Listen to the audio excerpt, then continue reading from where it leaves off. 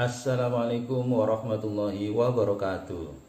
Selamat pagi anak-anak, selamat berjumpa kembali di pelajaran tematik. Kali ini saya akan menerangkan tentang tema 1 muatan pelajaran IPA. Nah anak-anak, dipersiapkan buku catatannya dan juga kitab tematik tema 1.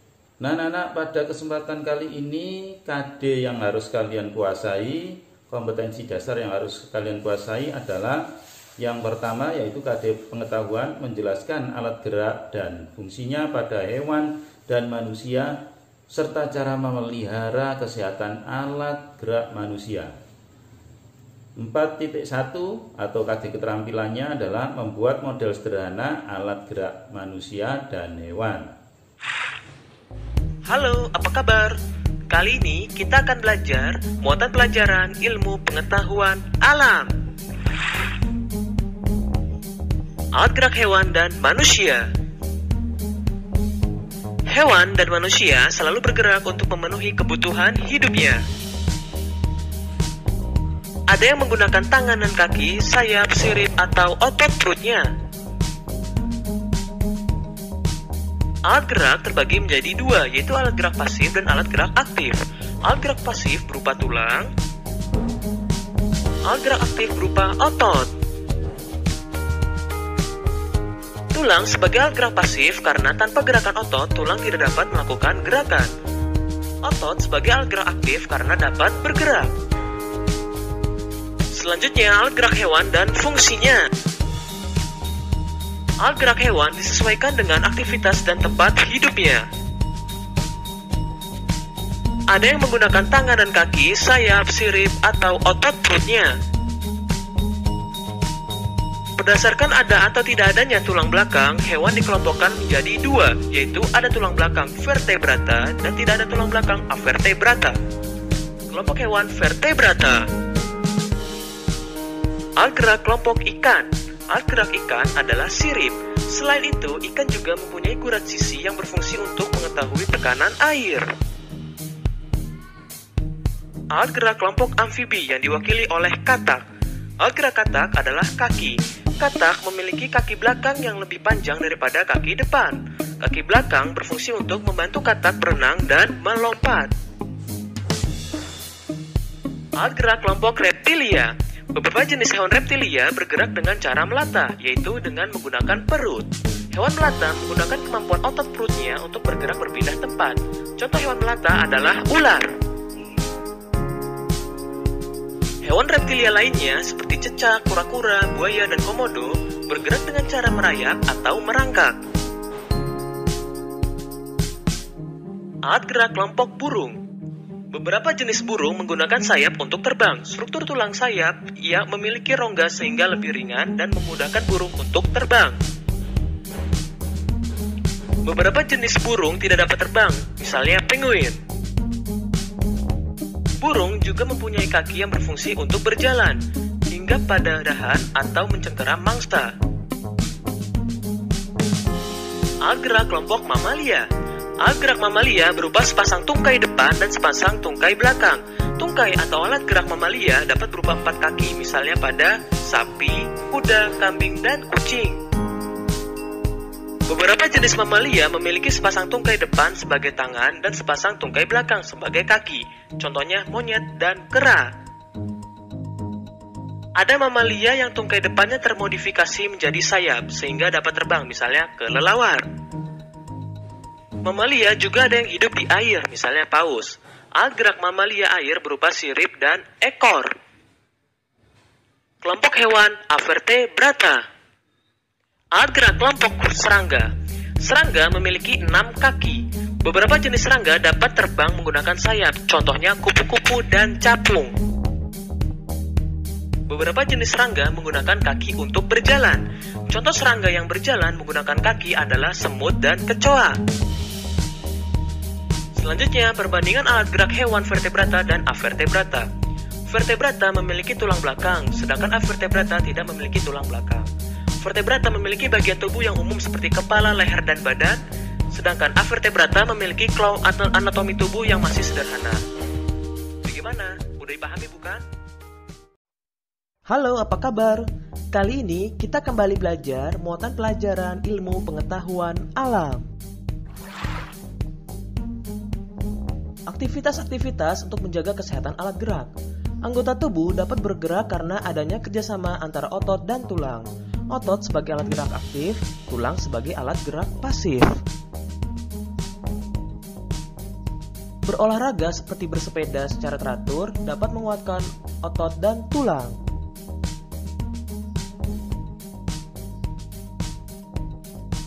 Mengonsumsi makanan dan minuman yang sehat serta menjaga pola makan teratur dapat menyehatkan otot dan tulang. Selanjutnya, tulang sebagai alat gerak manusia.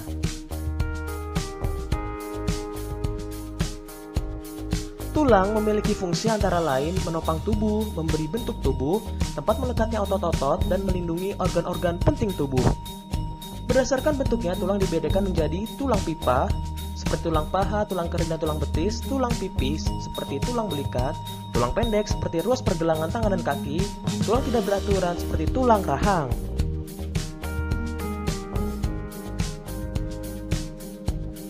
Berdasarkan jenis zat penyusunnya, tulang dibedakan menjadi tulang keras, merupakan tulang yang tersusun dari zat kapur, seperti tulang paha, tulang kering, dan tulang betis. Tulang rawan merupakan tulang yang bersifat lentur karena memiliki sedikit zat kapur, seperti daun telinga.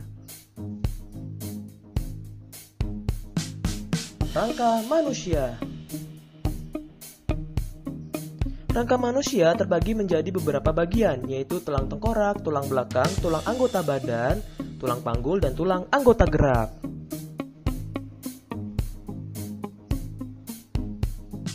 Berikut adalah rangka kepala atau tengkorak.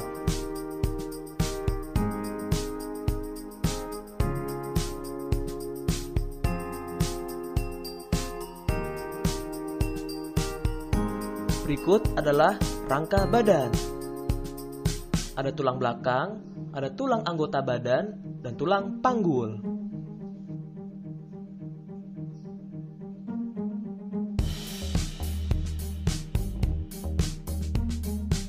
Berikutnya, rangka anggota gerak.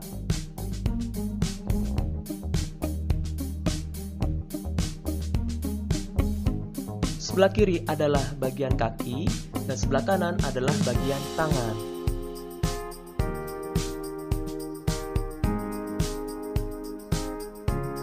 Selanjutnya, jenis-jenis otot manusia dan fungsinya. Otot merupakan alat gerak aktif pada manusia. Saat bekerja, otot akan melakukan kontraksi dengan cara memanjang dan memendek. Ada 3 jenis otot, yaitu otot lurik, otot jantung, dan otot polos.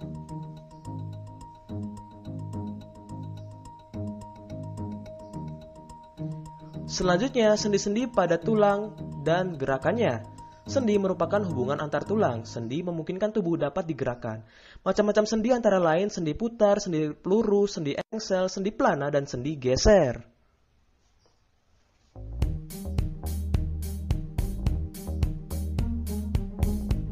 Berikut penjelasannya. Sendi putar, contohnya hubungan antar tulang leher dan tulang tengkorak. Sendi ini dapat digerakkan memutar. Sendi peluru, terdapat hubungan tulang lengan atas dan tulang belikat. Sendi engsel, sendi pelana, dan terakhir adalah sendi geser.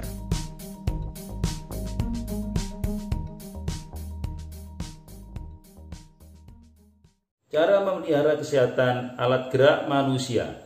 Kita perlu menjaga kesehatan tulang dan otot karena hampir semua aktivitas kita menggunakan alat gerak berupa tulang dan otot.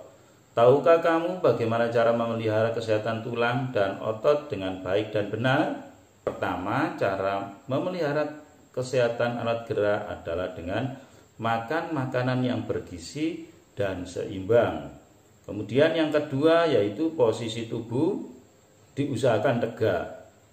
Apapun, meskipun kalian menulis, saat duduk, saat berjalan, saat berdiri, kalian posisi tubuhnya harus tegak. Kemudian berikutnya adalah olahraga.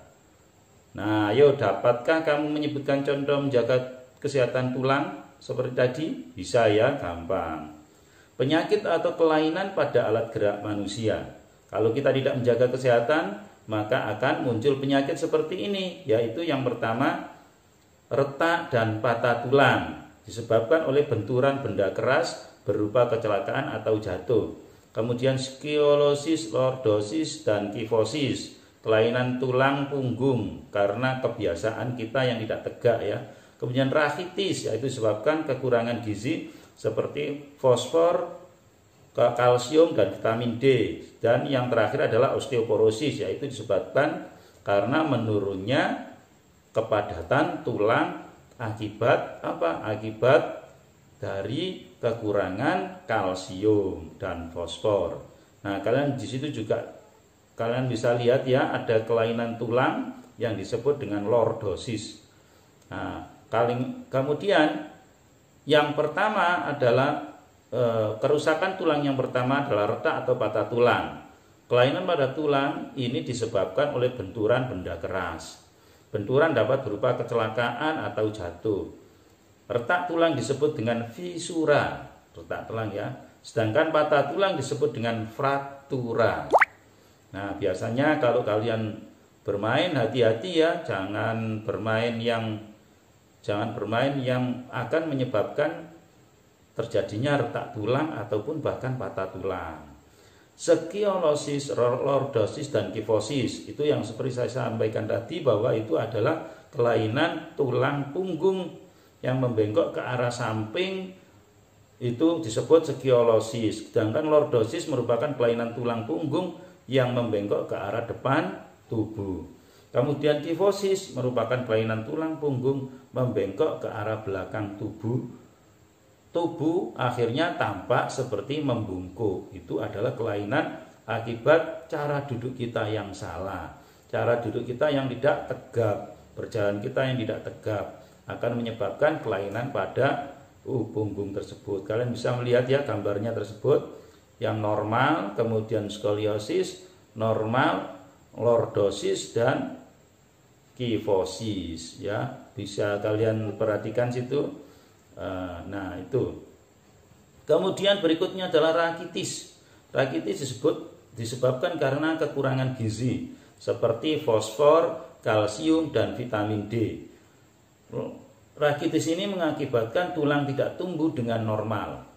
Penyakit ini dapat membentuk tulang kaki yang menjadi bengkok seperti huruf O dan huruf X. Nah, ini karena apa? Karena kekurangan fosfor, kalsium, dan vitamin D. Ya, biasanya kalau kalian lihat ada teman kamu atau orang lain yang jalannya seperti huruf X, ada kan kadang-kadang, atau jalannya seperti huruf O, kakinya maksudnya bentuk kakinya ya ketika berjalan. Nah, itu disebabkan karena kekurangan gizi, yaitu kurang fosfor, kalsium, dan vitamin D. Kemudian berikutnya yaitu osteoporosis. Osteoporosis ini disebabkan karena menurunnya kepadatan tulang. Kepadatan tulang menurun karena tulang kekurangan fosfor dan kalsium. Osteoporosis mengakibatkan tulang terasa nyeri atau mudah patah saat jatuh. Nah, di situ diperlihatkan gambarnya ya, tulang yang normal dan osteoporosis. Nah, di situ kelihatan bedanya. Kalau tulang normal padat, kalau osteoporosis di situ kelihatan lubang-lubang yang sangat lebar.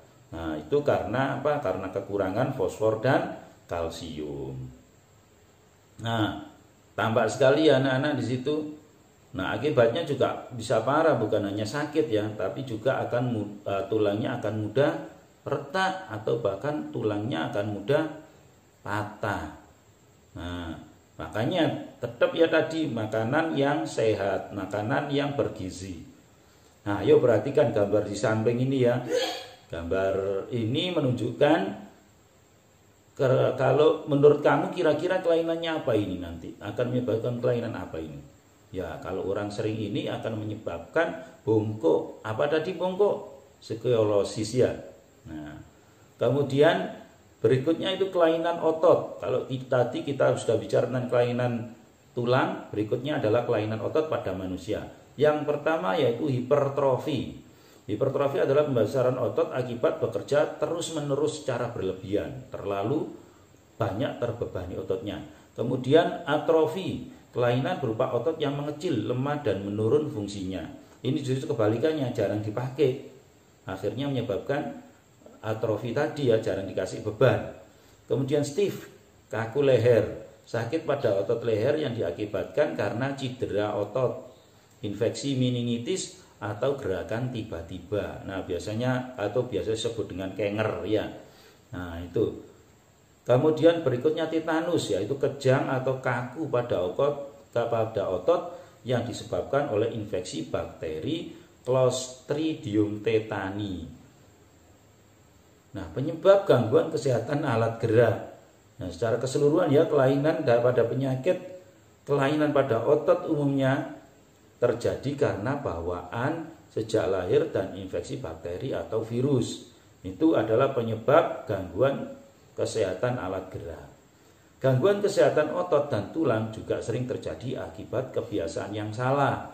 Misalnya, pertama, membaca buku dengan posisi tidur. Kedua, membawa atau memikul beban yang terlalu berat seperti tadi ya. Tidur dengan posisi yang tidak benar. Menulis dengan posisi tubuh yang miring ke samping atau ke depan.